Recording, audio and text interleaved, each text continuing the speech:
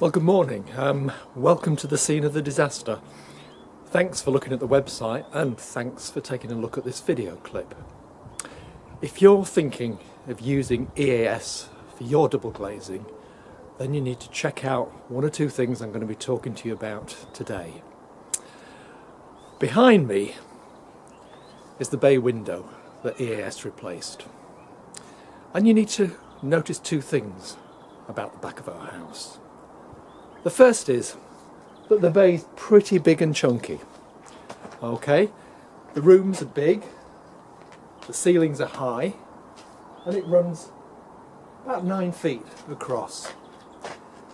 So sitting up there on top of that double glazing is about 1.5 tons of brick, render, plastering, the double glazing units that sit on top of all that, and on top of that there's a flat roof covered with fairly hefty rolls of lead.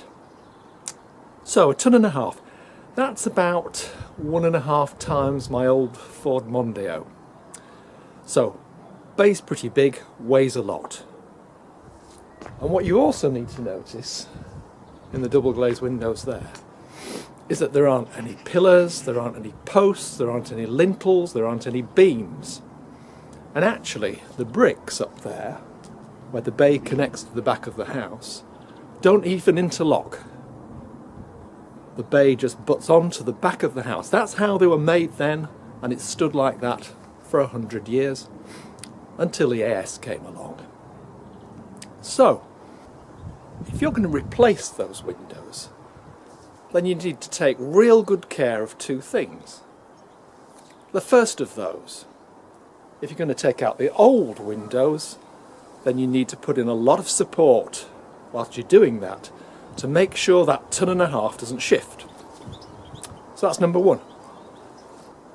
Number two, the new windows are going to have to be as strong as the old windows.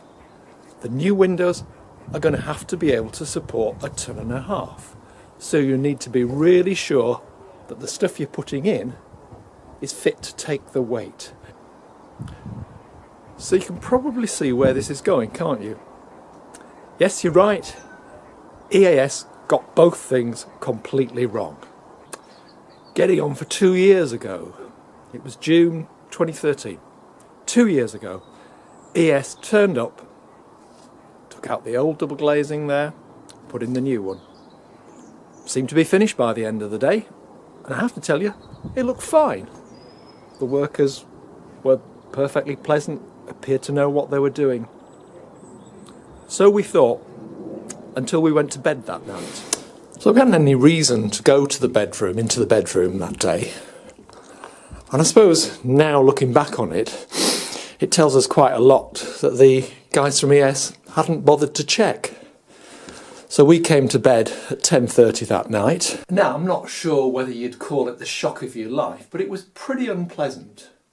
We walked into the bedroom, and what we saw, if you've looked at the still pictures on the website, you'll have seen it too. What we saw were a maze of cracks running up from here, below the skirting board, right up here, up to the windowsill. And they didn't just stop there. There were cracks all the way up the side of the double glazing unit. The double glazing unit had been pulled away from the back wall of the house. That went all the way up to the flat roof. And we had exactly the same on the other side. A whole maze of cracks, but a bigger crack that followed pretty much exactly the line where the bay butted onto the back of the house.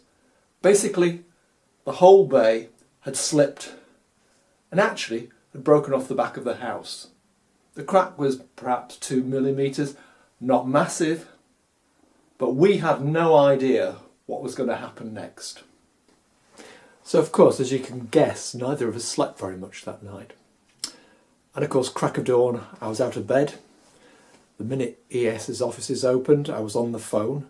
And to be fair to EAS, they turned up pretty promptly. They didn't deny the problem. They were quite clear. They'd caused the difficulty, they'd caused the cracks, and they came up with a solution. And this was their solution. They were going to chip off the plaster on either side of the cracks.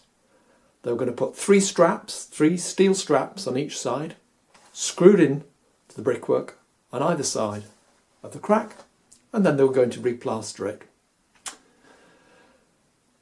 And that struck me as being possibly just a little bit dodgy. This was the company that caused the problem, and now it was coming up with a very cheap and not so cheerful solution. So at that point I decided I was going to have to involve an independent structural engineer that I was going to have to pay for. And I asked him for advice. What did he think about EAS? So here's what our structural engineer said. But to my surprise, he said that EAS's solution was okay, provided the windows they'd fitted were capable of bearing the load above them, of supporting that 1.5 tons above them. And I thought it was just a matter of phoning EAS or emailing EAS, and they'd provide the information for me. 40 emails and phone calls later, 3 months later, EAS had still not managed to come up with information about how the bay window had been built, what it had been built out of, and how much weight it could support. Turns out EAS had subcontracted the manufacture to someone else, and that someone else either couldn't or wouldn't provide that information to EAS. And in the end, EAS actually had to hire their own structural engineer. He came, he looked, and in his report, this is what he said. He could not comment on the structure of those windows between the two corner posts. Didn't know what they were made of, didn't know what weight they could bear. Now, I gave up science when I was 12, but you only need a bit of common sense to know that if the bits in between those two corner posts can't support the weight, then it doesn't matter how strong the corner posts are. It's not going to work. And so EAS had to agree to demolishing the bay, leaving their window in, demolishing the bay and building a new bay above out of lighter materials. So after all the mess and hassle, we had more mess and hassle while guys removed brick by brick the bay up there, built a new structure, and you know what? By then it was too late to finish the job off. It was too cold to put the rendering on, so the back of the house sat there surrounded by scaffolding through December, January, February, until eventually in March, around this time a year ago, a guy arrived, another of EAS's subcontractors, to carry out the rendering. And that wasn't the end of the story. So the guy turns up, a nice guy, works fairly quickly, but he seems to finish the rendering, leaves it there to dry. And it was only a month or so later we got round to putting on masonry paint. And maybe another month went by. And late in the afternoon, when the sun was coming over from the west, we realised that the rendering was a bit like a ploughed field. There was a curve going down from top to bottom. There were ripples and lumps and bumps going across horizontally. So yet again we contacted EAS. We got a fairly quick turnout from the managing director, and then a very, very long silence. Finally, we got someone else out, their operations manager. He actually measured the bay, he actually put a steel edge across it, and you could see the lumps and the bumps and the unevenness, and he agreed it needed redoing. We heard nothing. It took me 2 phone calls, 2 phone messages, 4 emails and a threat of legal action to even get a reply from him, and the reply said he'd be getting back to me. So was there a happy ending? No, not an ending yet, and it's certainly not been a happy experience.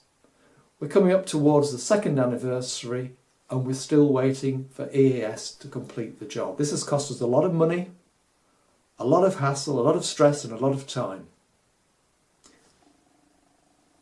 If you're thinking of using EAS, you've heard the story, you've heard my experience, you make up your own mind. Thanks for watching.